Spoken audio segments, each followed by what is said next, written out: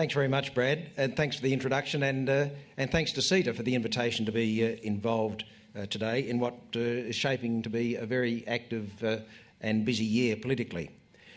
There are a number of set-piece events which will help shape the political landscape for 2014. One is on Saturday. That's the by-election in Brisbane for the federal seat of Griffith, vacated by Kevin Rudd.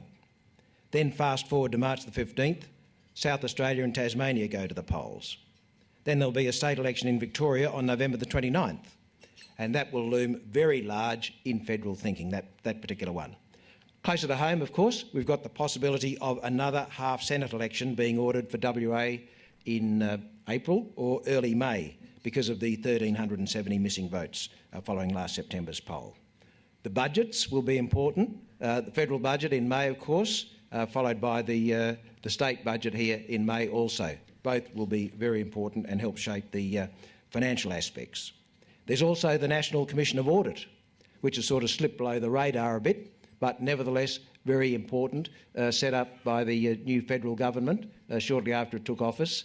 Its first report is around the place. There's some suggestion the Treasurer's already got it, but he hasn't announced that he's got it.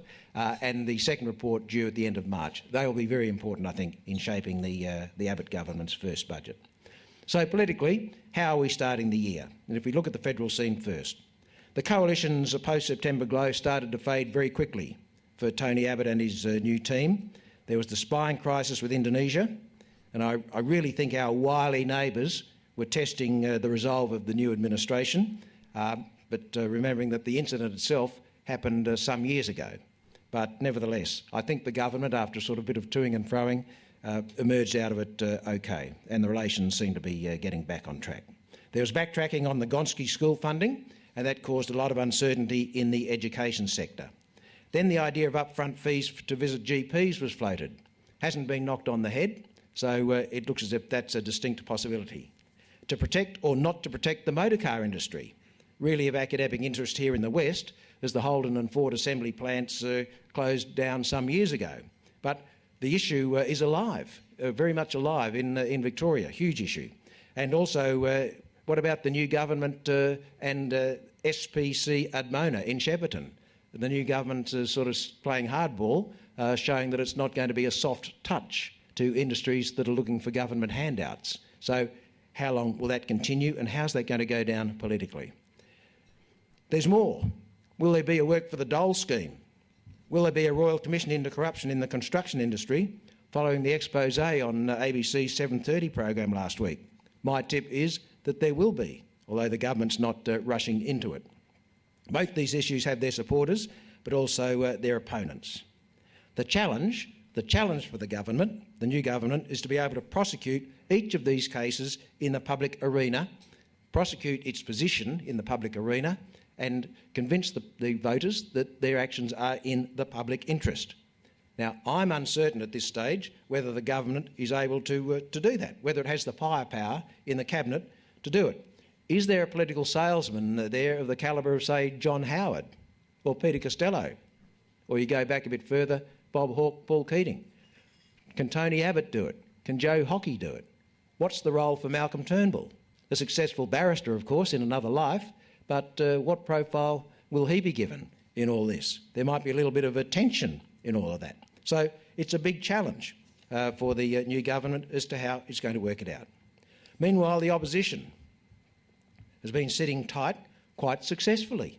Its level of support has moved up, although we're still in the 30s, which is not a winning score for any major party. And Bill Shorten's approval has moved up as well. Labor's got plenty of issues, but it must be careful to be seen to be not too negative. You might say, well, Tony Abbott was pretty negative when he was in opposition. It worked for him. I suspect it won't work for Labor if they're seen to be too negative. Labor, for instance, has said it will reject any move to repeal the carbon tax, and this issue will re-emerge when federal parliament resumes next week. Now, all this points to the government and possible measures to deal with global warming. If you knock off the carbon tax, what's the alternative? And that's what people will be looking to Greg Hunt for when in federal parliament as well. Labor's distancing itself from the Greens. That'll be a long, tough process and require decisive leadership.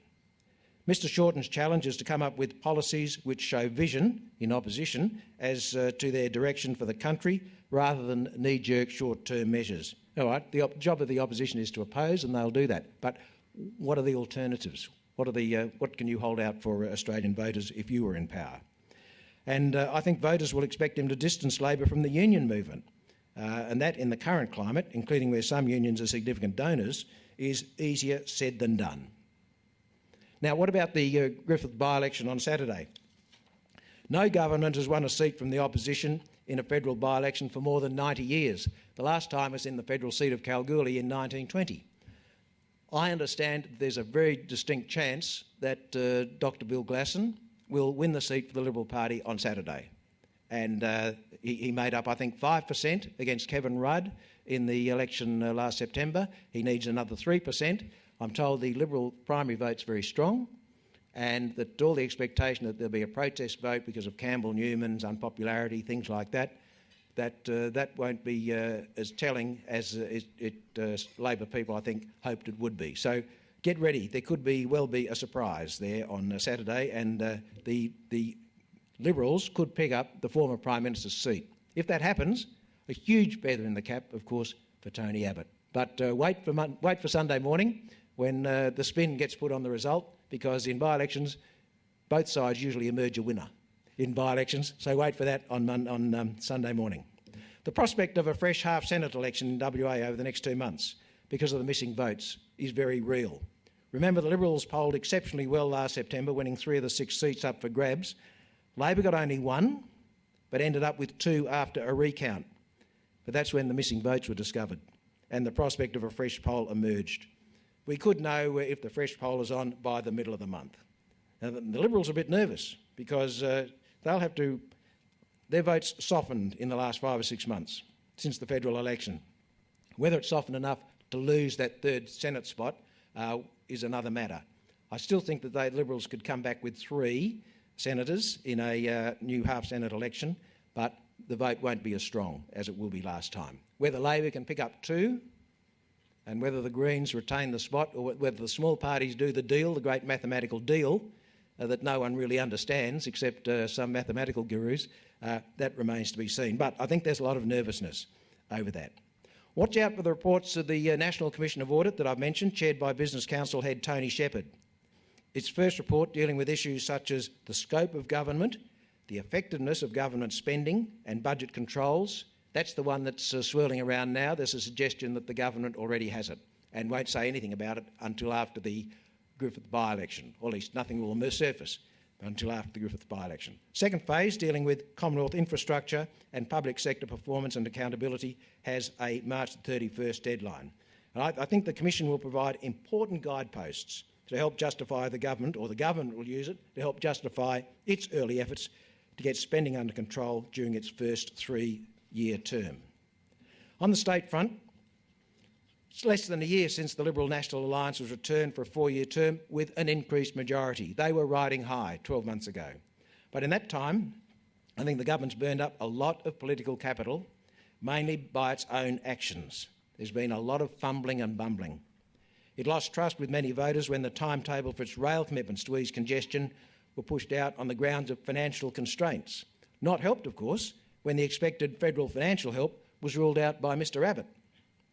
There was the fiasco over the cuts in rebates for solar panels, which were hastily reinstated. Standard & Poor's downgraded the credit rating from AAA to AA+. That was a major blow. Woodside backed out of the James Price Point development, and the ambitious Oakajee plan was shelved again. And I think you'd agree that Mr Barnett had a lot of political capital riding on both of those projects. So it's been a bumpy start for the government, with its attention distracted in more recent times by the shark row, of all things, and also the arguments over contracting out, Serco, the issue of the hospitals, the escapes from jails, all those sorts of things, and the role of Serco. The government has a big challenge this year with the opening of the Fiona Stanley Hospital. That's got to go smoothly. otherwise there'll be a lot of criticism, and Serco is again involved in that. Serco will have more than 1,000 employees in the running of that hospital. A government hospital, but a lot of that basic work has been contracted out. So the unions and Labor, if there's a problem, they'll be on to the government like a rat up a drain pipe on those particular issues. So that's got to go smoothly. What's the future for the Royal Perth Hospital? Can the government afford to run 2 of those tertiary hospitals when the Royal Perth Hospital was originally recommended to be closed? It's a huge financial issue that the government has to deal with. Perhaps the Treasurer might refer to it at lunchtime. But given WA's political outlook, the next election not due till 2017, the government's got time to sort all these things out. The state government's big challenge, though, like the federal government, is to pull back on spending. And there was plenty of attention this week on the fact there are no extra teachers in government schools. And that, I think, is a sign that the government is serious about getting its spending under control. And that would have been as directed to the ratings agencies as much as anybody else. Mounting state debt is still a problem for the Treasurer. His efforts to rein it in have seemed pretty weak in comparison with Labor's Treasurer, Eric Ripper. In fact, Mr Buswell is making Mr Ripper look increasingly like Scrooge McDuck. The state debt was minuscule under Labor and it was blown out under Troy Buswell. The Treasurer said the growth in capital works projects will ease off, but there's still plenty going around. As I said, the big challenge for the government this year will be the smooth opening of the Fiona Stanley Hospital and a decision what to do with Royal Perth Hospital. The traffic flow around the city, still a problem. If you work in the city and you've got the Elizabeth Quay project down there, you're just trying to get used to sort of the new travel arrangements around there. The congestion is a problem for the government. It'll continue to be a problem for the government. Elizabeth Quay, the sinking of the Wellington Street bus station, they'll cause more congestion problems around the city. Now, the government will hope that they are relatively short term, that they'll be resolved in the next year or two, well before the next election is due. And that may well be the case. But in the meantime, they'll have to sit tight. Now, they're the sort of main issues that I think that have to be dealt with, but I just want to mention one note to end on. We could have new political leaders taking the major parties into the election in 2017. Why do I say that? I don't believe Colin Barnett will be Premier come the next election. He turns 65 in July next year and will have completed 7 years in the job. To avoid the inevitable questions leading up to the 2017 poll, such as, can you give an assurance you'll serve the full term if you're elected? To which both leaders have to say yes, because if they don't, the next question is, well, who are we actually voting for? You've heard it all before. You know, a vote for Colin Barnett's a vote for Troy Buswell. That's what was said last time, and that'll be said again.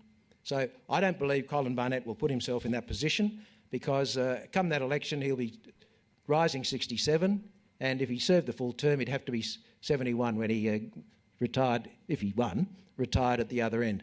And that puts him in John Tonkin's age category. You might remember John Tonkin back in 1971, 69 when he was elected. Charles Court retired, bowed out in 1982 for the similar reason that I think Colin Barnett will bow out.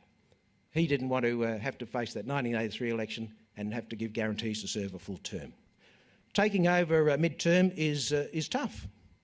It was too much for Ray O'Connor, Carmen Lawrence and Alan Carpenter, although Peter Dowding just got there in 1989. There are several possible successors in the wings. They need more experience. But to me, the obvious successor to Colin Barnett is Troy Buswell, despite his protestations to the contrary. And I think that will make his address at lunchtime all the more interesting. Has been a suggestion that a current federal MP might be approached to take over the leadership of the Liberal Party. That's been thrown around, but at this stage, I think Troy Buswell is the man to watch. On the Labor side, a lot of questions. You might have heard the buzz around town. What is Stephen Smith up to? Will Stephen Smith be lured into the state ranks of the Labor Party? He says he won't, but circumstances can change. And if there's a row over the Liberal leadership in 2016, then the way might be open, possibly open for someone like Stephen Smith to be lured in to lead Labor, give it some clout at the top, give it some stability, and possibly you might have a Stephen Smith versus Troy Buswell leadership contest come 2017. That's the buzz. In conclusion, there mightn't be a general federal or WA election this year, but we could have, as I said, a half-Senate poll confirmed within a week or two, but there are 3 state elections around the country that will all take the attention of the federal government. But let me just conclude by saying no federal election, no West Australian election, but it'll still be an important and busy year and on the state and federal political fronts with, I think, much at stake for both sides. Thanks very much for listening.